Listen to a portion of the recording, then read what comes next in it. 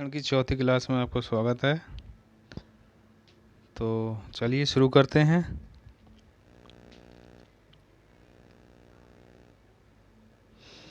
तो दूसरा पॉइंट है संज्ञाओं में प्रत्यय लगाकर बनने वाले विशेषण, जैसे संज्ञा है, विशेषण है और प्रत्यय है। धर्म, एक प्रत्यय लगाएंगे तो धार्मिक बन जाएगा। चमक, ईला लगाएंगे तो चमकीला बन जाएगा। गुण,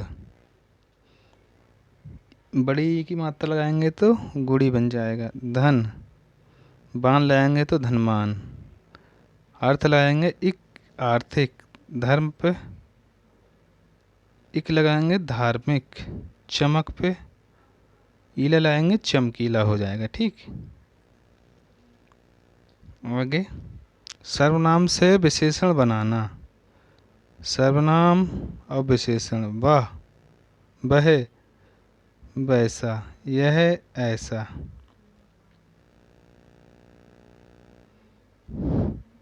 तीसरा पॉइंट, दो या अधिक शब्दों के मेल से भी विशेषण बनते हैं। दुबला प्लस पतला यानी दुबला पतला। चलता प्लस फिरता यानी चलता फिरता। छोटा प्लस बड़ा, छोटा बड़ा। अगला चौथा पॉइंट, क्रियाओं में प्रत्यय लगाकर बनने वाले विशेषण, जैसे पूज प्लस अनीय, प्रत्यय पूजनीय विशेषण हो गया। पट प्लस निये, निये जो है वो प्रत्यय है, बराबर पठनीय विशेषण हो गया। ठीक है।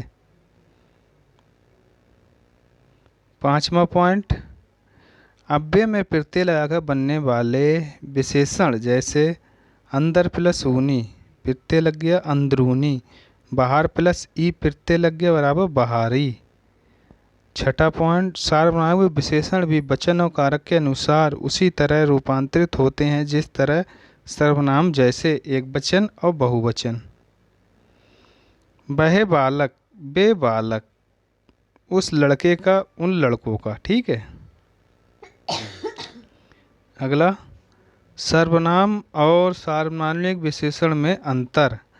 जिस शब्द का प्रयोग संज्ञा शब्द के स्थान पर हो उसे सर्वनाम कहते हैं। जैसे जिस शब्द का प्रयोग संज्ञा शब्द के स्थान पर हो उसे सर्वनाम कहते हैं। इम्पोर्टेंट पॉइंट है, नोट करके रखना। वह मुंबई गया, वह मुंबई गया, इस वाक्य में वह सर्वनाम है। जिस शब्द का प्रयोग संज्ञा के पूर्व अथवा बाद में विशेषण के रूप में किया गया हो उसे सार्वनामिक विशेषण कहते हैं। जैसे वह रथ आ रहा है, इसमें वह शब्द रथ का विशेषण है, अतः यह एक सार्वनामिक विशेषण है। सातवां पॉइंट, संज्ञा, जब संज्ञा का लोप रहता है और विशेषण संज्ञा का काम देता है तब उसका रूपांतर विशेषण के ढंग से नहीं संज्ञा के ढंग से होता है। रूप समानता विशेषण के साथ परसर्ग नहीं लगता, विशेष के साथ लगता है, किंतु संज्ञा बन जाने पर विशेषण पद के साथ परसर्ग लगता है। जैसे उसने सुंदरी से पूछा, विद्वानों का आदर करना चाहिए। अगला पॉइंट, तुलनात्मक विशेषण, दो या अधिक वस्तुओं की विशेषताओं के मिलान को तुलना कहते हैं। इस कार्य को दर्शाने वाले विशेषण।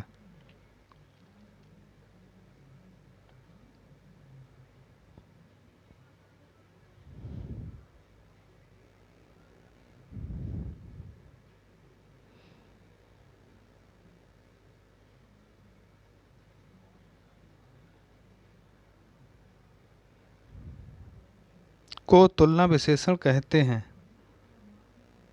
तुलना की दृष्टि से विशेषण की तीन अवस्थाएं होती हैं, मूलावस्था, उत्तरावस्था, उत्तरमा अवस्था। बहुत ही इम्पोर्टेंट है ये तीनों।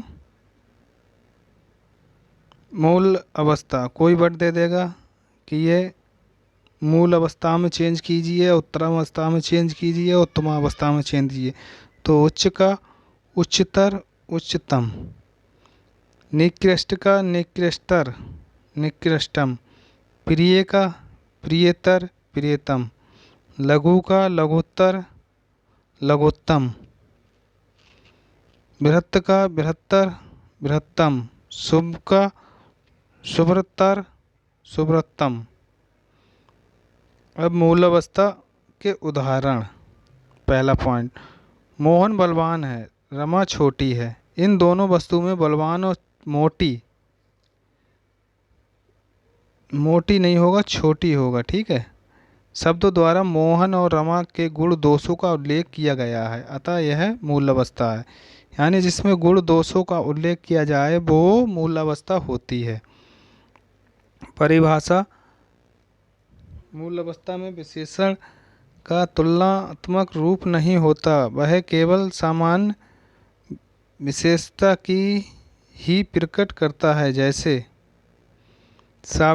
सावित्री सुंदर लड़की है, सुरेश अच्छा लड़का है, ठीक।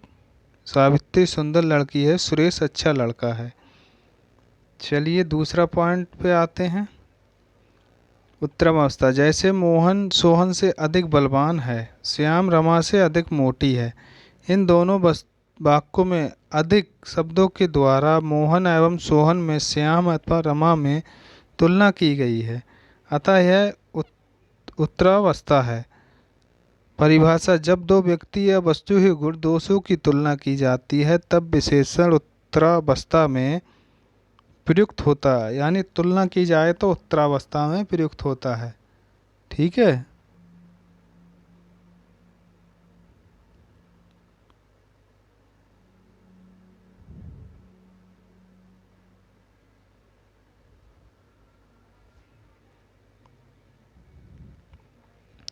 रविंद्र चेतन से अधिक बुद्धिमान है, सविता रमा की अपेक्षा अधिक सुंदर है।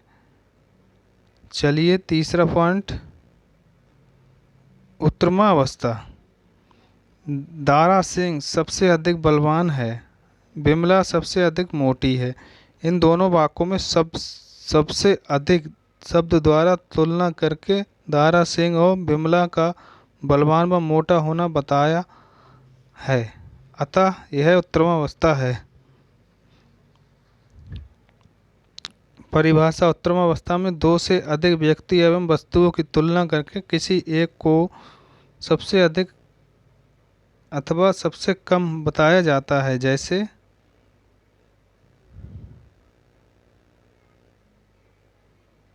पंजाब में अधिकतम अन्न होता है, संदीप निकृष्टम बालक है। विशेषण का पदान्वय, विशेषण के पदान्वय में भेद, लिंग, वचन, कारक और विशेष बताने चाहिए। उदाहरण था, उस पागल आदमी को इतने पैसे किसने दिए। उस सार्वनामिक संकेतवाचक विशेषण पुल्लिंग, एकवचन, कर्मकारक, आदमी, विशेष का विशेषण, ठीक। अब पागल गुणवाचक विशेषण है, पुल्लिंग है, एकवचन है, कर्मकारक, आदमी का विशेषण। और इतने पैसे किसने दिए, इतने परिमाणवाचक विशेषण है, पुल्लिंग है, बहुवचन है, कर्मकारक, पैसे का विशेषण है। दोस्तों विशेषण की क्लास समाप्त होती है, अब नेक्स्ट दिन इसकी टेस्ट कराएंगे। तब तक के लिए धन्यवाद।